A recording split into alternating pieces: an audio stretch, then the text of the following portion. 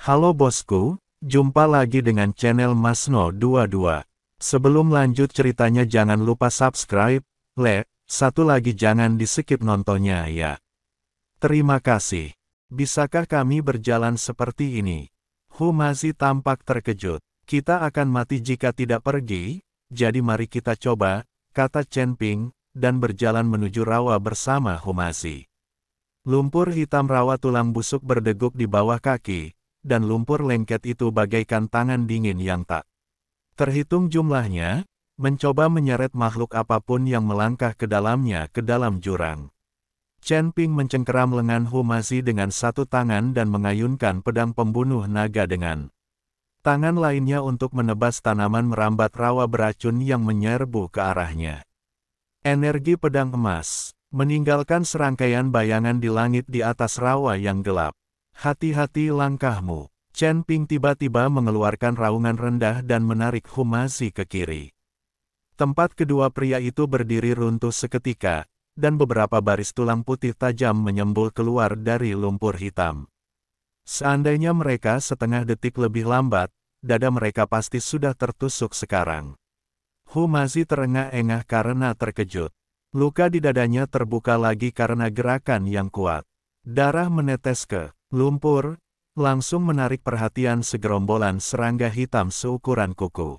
Serangga itu menggerogoti noda darah dengan kecepatan yang terlihat oleh mata telanjang, dan lubang-lubang kecil tertinggal di lumpur di sekitarnya. Tempat sialan ini aneh sekali. Humazi menyeka lumpur dari wajahnya dan berseru, "Peri Cilian dan yang lainnya tidak akan mengejar kita, kan?" Sebelum dia selesai bicara, suara dingin peri ular merah terdengar dari belakangnya, "Sampah." Bahkan dua orang yang terluka parah pun tak bisa dihentikan. Kejar mereka, mereka takkan bisa pergi jauh. Chen Ping menoleh ke belakang dan melihat puluhan sosok bayangan berdiri di tepi rawa. Jubah merah peri ular merah tampak sangat mencolok dalam cahaya redup. Hatinya mencelos, tak menyangka pihak lain benar-benar berani menginjakkan kaki di rawa tulang busuk. Sepertinya kita harus menyelami lebih dalam. Chen Ping menggertakkan giginya, mengeluarkan dua pil anti racun yang tersisa dari kantong penyimpanan, dan memasukkan satu ke saku Humazi. "Masukkan saja ke mulutmu, pil ini bisa menahan sebagian gas beracun." Chen Ping kebal terhadap semua racun, jadi dia tidak memerlukan pil anti racun. Kedua pria itu berjalan terlatih-tatih melewati rawa, satu langkah dalam dan satu langkah dangkal. Semakin dalam mereka masuk, semakin kuat gas beracun yang menyengat, dan bahkan pil anti racun pun tak mampu sepenuhnya menahannya. Chen Ping merasakan sakit yang tajam di lautan kesadarannya, dan teknik jantung konsentrasi di tubuhnya mulai mandek. Kultivasinya di tingkat ke-6 alam abadi longgar hanya mampu mengerahkan 80% kekuatannya di lingkungan yang keras seperti itu. Tiba-tiba, sejumlah besar gelembung lavender muncul dari lumpur di depan, dan racun yang lebih halus menfaibar. Humazi menarik napas dan wajahnya langsung memerah, jatuh berlutut di lumpur, terbatuk-batuk. "Guru Hu." Chen Ping segera berbalik dan membantunya berdiri, tetapi mendapati bibir Humazi sudah mulai bernanah. Dia merasa cemas dan hendak menggunakan kekuatan spiritualnya untuk menyelamatkan pria itu, tetapi dari sudut matanya dia melihat sesuatu yang berkelap-kelip di lumpur. Itu adalah bunga teratai seputih salju, tumbuh di atas batu hitam dengan lumpur yang terbuka. Cahaya putih redup menyelimuti teratai, mengisolasi gas beracun di sekitarnya. Bahkan serangga hitam yang menggerogoti daging dan darahnya pun tak berani mendekat.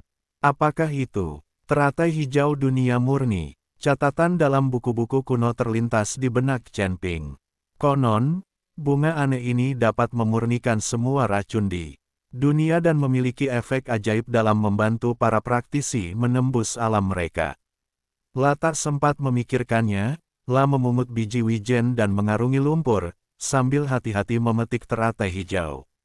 Teratai hijau terasa hangat saat disentuh, dan saat disentuh, gas beracun di sekitarnya dengan cepat menghilang seolah telah bertemu musuhnya. Chen Ping merobek separuh kelopak bunga teratai hijau dan memasukkannya ke dalam mulut Humazi, lalu mengunyah separuhnya dan menelannya sendiri. Semburan udara sejuk mengalir ke tenggorokan menuju dantian, dan kekuatan spiritual yang awalnya stagnan langsung menjadi aktif. Chen Ping merasakan sensasi geli di lautan kesadarannya menghilang, dan setiap pori-pori di tubuhnya dengan rakus menyerap energi murni yang dipancarkan oleh teratai hijau.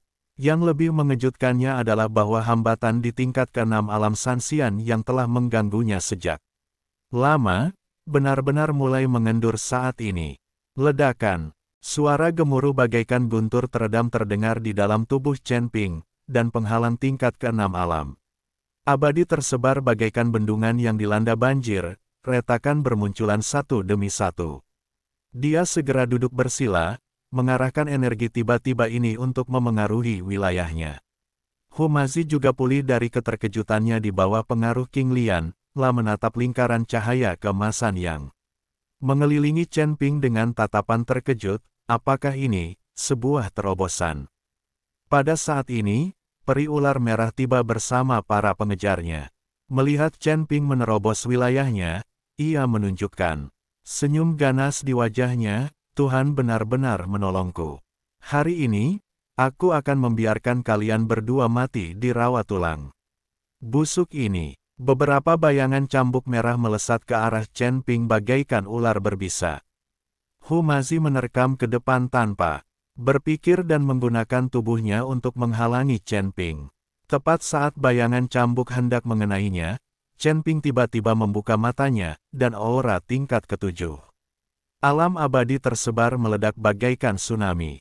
Gulungan, Chen Ping meraung marah, dan energi pedang emas membentuk penghalang melingkar, menghancurkan semua bayangan cambuk peri ular merah.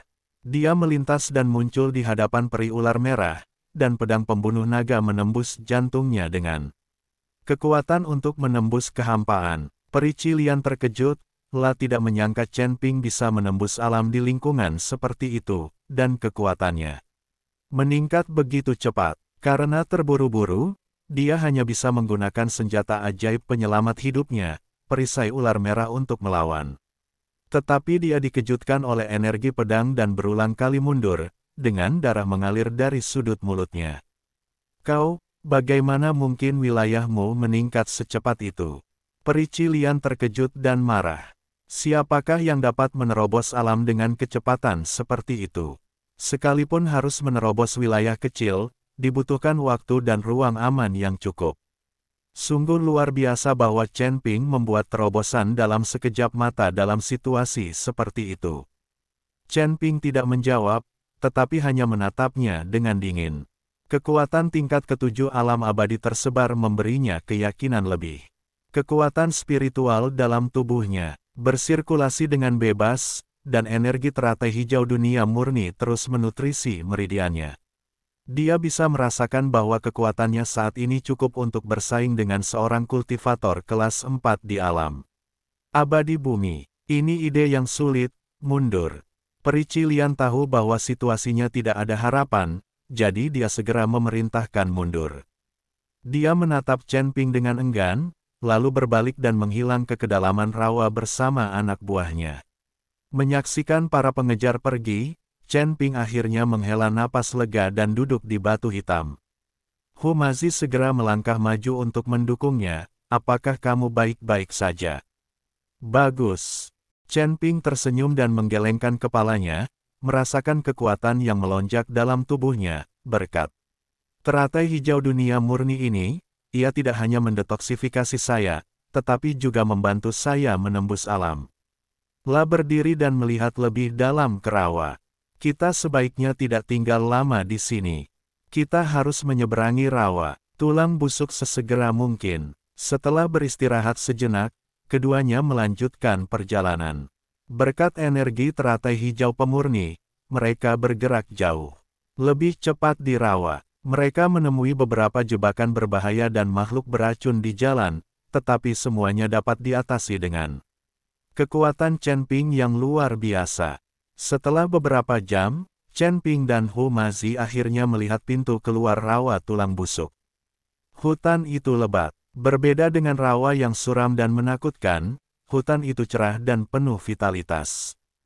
Kita keluar, teriak Humazi dengan gembira dan berlari menuju hutan. Chen Ping juga menghela napas lega dan hendak menyusul, tetapi dia melihat sesuatu tampak berkilauan di lumpur di tepi rawa tulang busuk. Dia berjalan dengan rasa ingin tahu dan mendapati bahwa itu adalah token hitam seukuran telapak tangan dengan pola tengkorak aneh terukir di atasnya. Apakah ini tanda kuil jahat? Chen Ping mengerutkan kening, pernah melihat token serupa ketika berada di surga ketiga. Mungkinkah orang-orang dari istana jahat juga pernah ke sini? Dia menyimpan token itu, sambil merasa sedikit gelisah.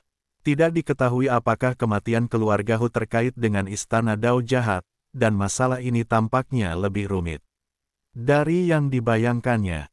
Chen Ping, cepatlah. Humazi mendesak di hutan. Ini dia. Chen Ping menjawab, berbalik, dan berjalan masuk ke hutan. Tahu jalan di depannya akan semakin sulit.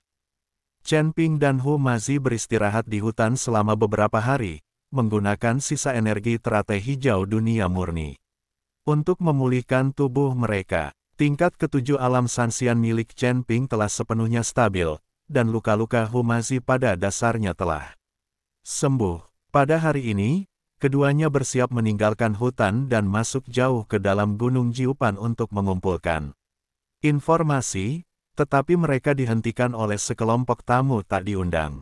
Pemimpinnya adalah seorang biksu bermata satu dengan bekas luka mengerikan di wajahnya, memancarkan aura dewa.